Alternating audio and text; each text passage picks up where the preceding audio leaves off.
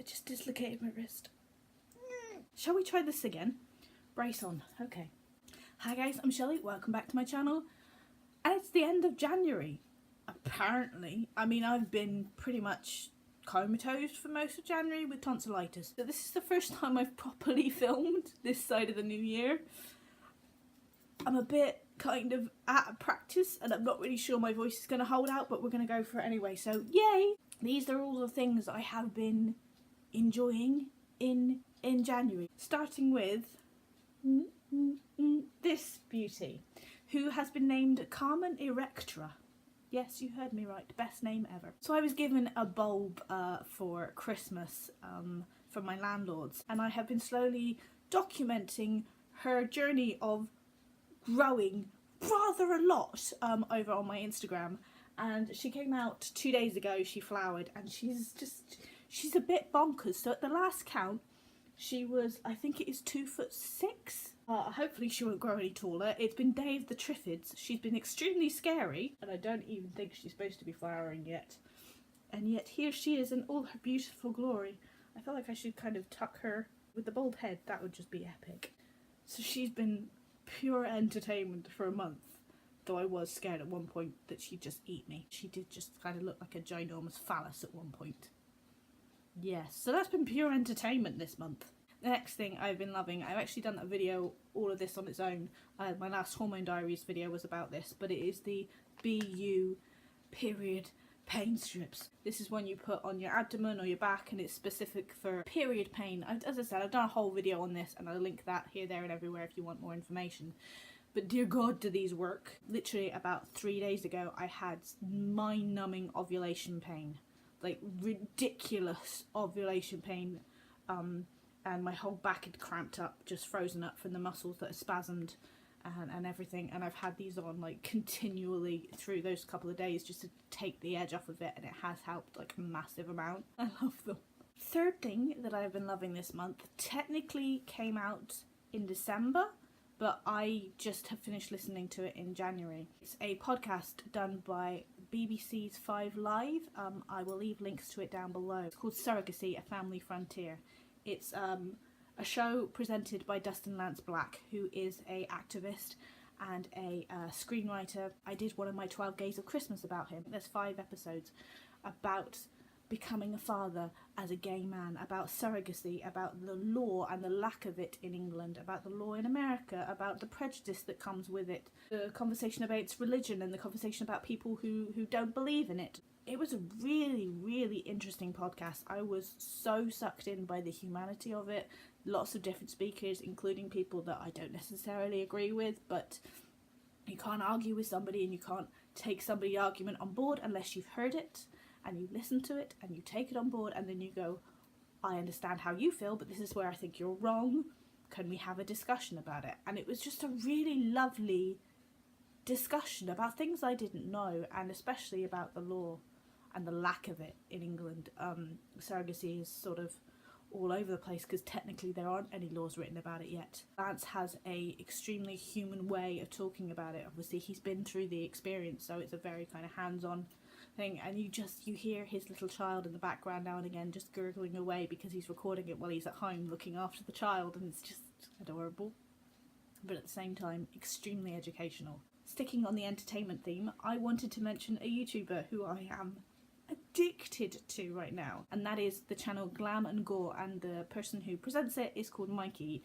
She is an SFX makeup artist, and usually, I mean, it's fascinating to watch people do SFX makeup because they completely change their shape of their face and they do all these things, and I find it amazing. But the way Mikey presents herself and does these videos, just she cracks me up. She's so personable and so lovable, and she has a little husky called Ripley who is just so cute. And at one point there is one video where she actually turns herself into Ripley. She turns herself into a dog. I have found her extremely entertaining. I've had pretty much a month in bed watching TV and watching YouTube, and she just makes me happy.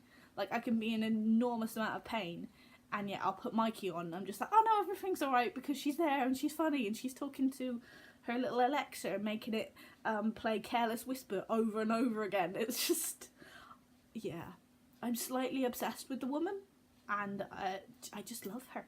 And last but not least, favourite things this month is my journal by Melanie Murphy. Some of you may know that Melanie is a YouTuber. Normally I don't buy YouTubers merchandise. I try not to get sucked in because then I just lose all my money. This one grabbed me because Melanie talks about healthy lifestyles. She has been through multiple different eating disorders in her life, and she talks about how since she has recovered from her eating disorders, she has a food journal. She doesn't track calories, she doesn't track her weight and things like that. She literally just has a diary where she writes down what she eats. She has IBS, so she likes to track her food to see if anything flares that up. I am sort of in the same position where I don't want to track my calories.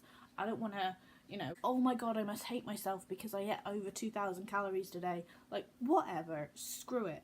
But I would love a way of tracking what I am eating because of my gastroparesis. Sometimes some foods will flare my stomach up, sometimes they won't. Sometimes I have to go to the doctor with a food chart and go, right, this is what I'm eating right now, and this is where my health is. And I've been just putting it in NHS forms that they give me, which are really depressing and really medical, and they trigger me in so many ways. And so Melanie made this, and it is a food tracker, but it's a healthy one. So here you have food for breakfast, lunch, dinner, snacks and desserts. Eat all the food. Exercise time, activity, water, fruits and vegetables, to-do list if you have a to-do list that day, vitamins and supplements, and something you are grateful for that day. And then you have hearts up here for digestion, so depending on how your stomach managed to digest that day, or your mood. And then you can put the date, and there's plenty of room to kind of add notes and things like that. Some food has triggered my stomach to go crazy and slow down and bloat up and stuff like that. I can go back a couple of days and find out what it was, because often I don't remember. So this isn't telling me to exercise, it's not telling me to eat in certain things, it's not telling me to track my weight. It is literally completely honestly, what have you done that day? What have you eaten that day? And how did it go? And some of these days are completely blank because I haven't been able to eat. And some of these days are quite full because I've had a really good stomach day. And it's my way of tracking that. As most of you will probably know if you've watched any of my previous videos and over the last couple of years, I have severe stomach problems. I have gastroparesis, which means that often my stomach just shuts down and doesn't digest food. I'm currently going through a flare-up with that, and I haven't really talked about it much. I want to do a video about it, I just haven't been able to sit down and find the right words. It hasn't been easy, and some stuff is going down and I haven't been talking about it because it's difficult for me to deal with. But this has helped so much with that over the last, I actually got it like 2 days before the new year, and I started filling it out straight away. I was so excited to get it because I don't like being told what to do. And so when I'm given a sheet by the doctor, it's like, please fill this out and we're going to judge you on what you've eaten, what you haven't eaten. I don't, why would anybody like that? It's like being a 5-year-old and you being told what to do. But if I just have this, which is a nice lovely book, and I'm doing it voluntarily, and they're like, okay, what have you eaten? I'm just like, here you go. I don't mind filling this in. I enjoy filling this in. Whereas the NHS forms, I get very, very upset filling it in because I just feel like a failure if I haven't ate the right food or if I haven't eaten enough. And this just I think it's more of a personal thing for me. I get really upset having to talk to the doctor about food because I feel judged all the time, and this doesn't judge me. This book just doesn't judge me. It's nice, it's shiny, it's lovely, it feels like a treat to me to fill this out, instead of I'm going to judge you on what you haven't managed to eat this week. So I'm very, very grateful to Melanie for making this. It's got just made my life that bit easier. Okay, that was emotional.